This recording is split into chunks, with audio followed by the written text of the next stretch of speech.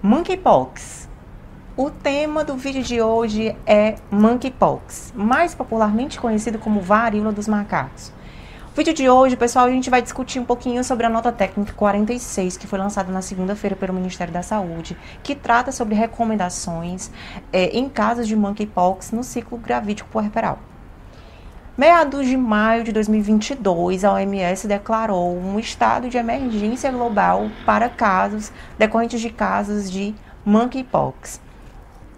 É importante destacar que trata-se de uma doença nova e, apesar de múltiplos esforços, os pesquisadores ao redor do mundo inteiro têm se dedicado a conhecer mais profundamente essa doença. A qualquer momento, essas notas técnicas podem sofrer alterações por conta de uma mudança no cenário epidemiológico e também por novas descobertas.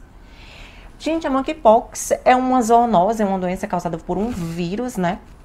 E aí existem duas cepas conhecidas, a cepa decorrente lá da África Ocidental e também a cepa originária da República do Congo. As lesões cutâneas, em casos de Monkeypox, elas são semelhantes às lesões aparecidas lá pela varíola. Os casos, atualmente, eles estavam vinculados à existência de viagens. Então, as pessoas viajavam para esses locais endêmicos e eram infectadas pela Monkeypox.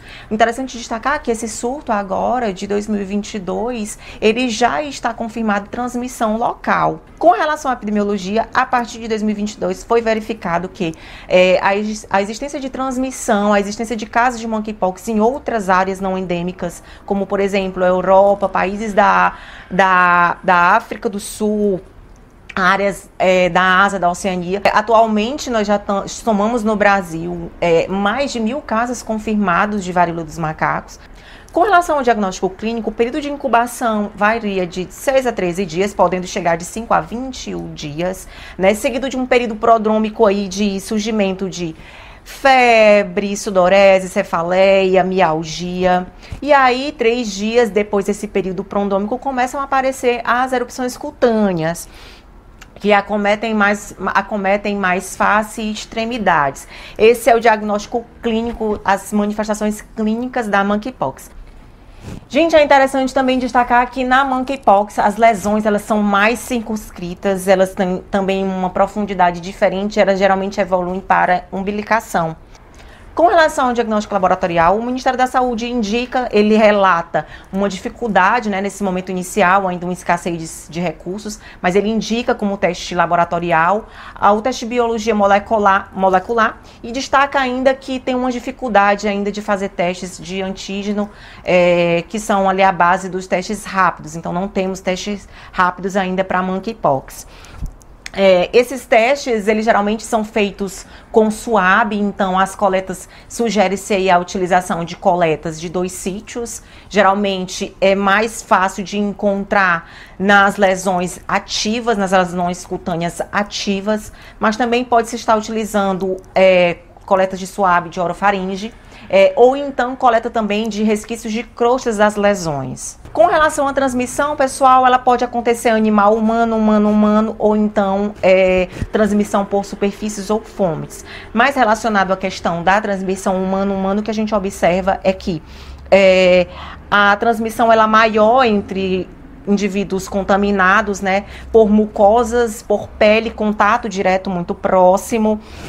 E também descreveu-se aí a possibilidade de transmissão por vias de aerossóis e gotículas. A transmissão, ela se dá na fase de lesões ativas. Então, essa pessoa que foi contaminada com Monkeypox, um caso confirmado de Monkeypox, que apresentasse as lesões e elas estiverem na fase ativa, ele deixa de ser um transmissor depois que essas lesões cicatrizam e ocorre a revitalização daquela lesão. Enquanto isso, ele é considerado um potencial transmissor da Monkeypox.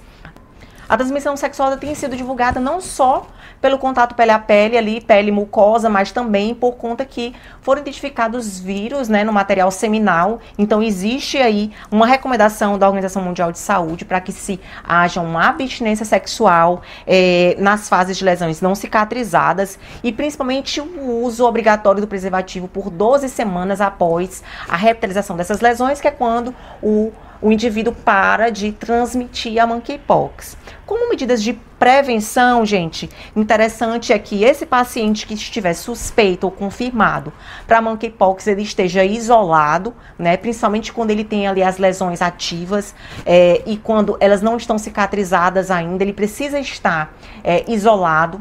Interessante destacar que os profissionais de saúde, eles devem estar preparados, tomar as medidas de precaução, o uso de EPIs no acompanhamento com esses casos de monkeypox. Que a maioria dos casos de monkeypox, eles vão ser de casos leves, né? Não vão evoluir para casos graves. Eles devem ser orientados a ficar em domicílio isolados, né? Em áreas separadas dos demais residentes da família. Com relação às precauções, após a recuperação, o Ministério da Saúde, ele orienta o uso de preservativo em todos os tipos de relações sexuais por um período de 12 semanas, porque fora detectado o vírus na secreção seminal. Então, utilização de preservativo em todas as relações sexuais por um período de 12 semanas é o que o Ministério da Saúde ele orienta. Gente, sobre o monkeypox na gestação. Bem, as pesquisas ainda são muito escassas. O que se sabe hoje sobre monkeypox na gestação está muito relacionado à ocorrência de varíola naquela época, né? Com quais eram os desfechos na gestação em gestantes que tinham varíola. Bem, teve uma pesquisa agora, uma pesquisa que aconteceu com gestantes acometidas com monkeypox, com 4 mulheres, e observamos a ocorrência de aborto, né, de abortamento. Apresentamos também a ocorrência dentre essas 4 mulheres de morte intrauterina, e teve uma gestante que teve um desfecho positivo, que teve um bebê, um recém-nascido saudável, né, um desfecho positivo. Mas o que a gente sabe, o que fica claro para nós é que existe aí ainda uma escassez de pesquisas, né, que nos deixa ainda com um mar de interrogações sobre a associação entre a gestação e a monkeypox. O que se sabe é que as gestantes são um grupo de risco, sim, para monkeypox, para varíola dos macacos. Nós identificamos aí 3 grupos importantes de risco para a varíola dos macacos, que são crianças com menos de 8 anos, gestantes e pessoas imunossuprimidas. Então, esses grupos, eles apresentam um alto risco. A gente tem que ter um alerta máximo de vigilância para esses 3 grupos. E também pesquisas apontam aí a transmissão via placentária, né, materno-fetal. Então, é importante também que mais pesquisas sejam realizadas em torno da ocorrência de monkeypox na gestação. Gente, com relação ao manejo de gestantes, puérperas e lactantes com monkeypox. Bem, em gestantes assintomáticas com o teste negativo, suspende-se a gestante assintomática e fez o teste do negativo, suspende-se o monitoramento. A gestante, ela é assintomática, deu o teste monkeypox positivo, ela deve permanecer por 21 dias no domicílio, em isolamento. Lembrando que ela é uma assintomática, não está grave, ela vai ficar em isolamento por 21 dias no próprio domicílio e aí monitorar a temperatura, monitorar o surgimento de lesões. Se essa gestante, ela está sintomática, ela deu monkeypox negativo, uma gestante sintomática com monkeypox negativo, ela deve permanecer em isolamento domiciliar por 21 dias e aí a orientar a automonitoração de febre, presença, surgimento de lesões. Se ela for sintomática e tiver o teste positivo, ela deve ser considerado um maior risco e aí levar a uma hospitalização para um maior acompanhamento em casos moderados a graves.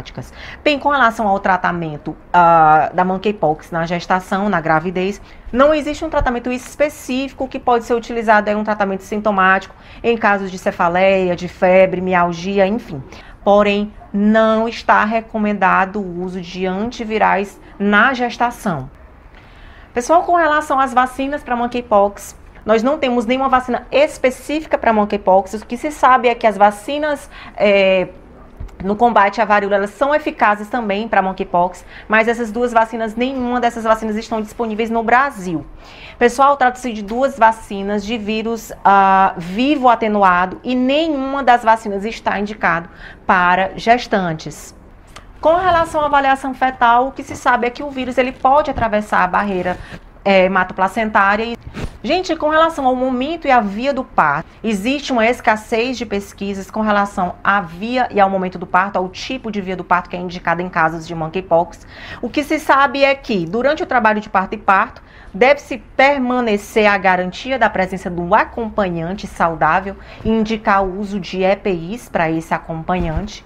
A via do parto, ela vai considerar condições obstétricas, então a monkeypox, ela não indica via de parto. O que se sugere é que, na existência de lesões genitais, pelo risco de transmissão no momento do parto via vaginal, orienta-se, interessante pensar na realização de uma cesariana.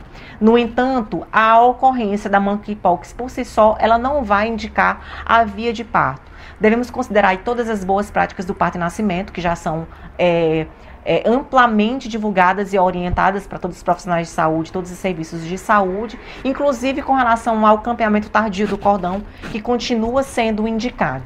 Gente, com relação ao aleitamento materno, o que fica claro é que deve existir aí um manejo de acordo com a situação, por considerarmos o alto risco de contaminação no pele a pele, na presença de lesões nessa gestante. Então, com relação a essas recomendações, pessoal, sabemos que as gestantes que estejam acometidas pela monkeypox, elas devem manter um isolamento domiciliar. Essa é uma recomendação importante, manter esse isolamento domiciliar até que essas lesões elas estejam curadas e já estejam reptilizadas. Não existem vacinas para serem utilizadas durante esse período do ciclo gravídico puerperal. As gestantes com maior gravidade, elas devem ser acompanhadas em regime de internação. Não há ainda tratamentos antivirais específicos para monkeypox no ciclo gravídico puerperal. O monitoramento da vitalidade fetal ele deve ser mais substancial, deve ser mais cuidadoso em gestantes com monkeypox, devido ao risco, de transmissão materno-fetal. Havia um momento de parto, eles continuam ainda seguindo indicações obstétricas, não tendo aí a cesárea como rotina em casos de monkeypox, e aí, com relação ao aleitamento, nós não temos ainda uma recomendação única, existe aí a necessidade de orientação de ser avaliado caso a caso. Pessoal, esses eram alguns pontos que eu queria discutir com vocês sobre as recomendações trazidas pela nota técnica 46, que versa sobre casos de monkeypox no ciclo gravídico puerperal. Eu vou deixar aqui no link do vídeo o acesso à nota técnica na íntegra. Qualquer dúvida, qualquer sugestão, coloque no comentário e até a próxima.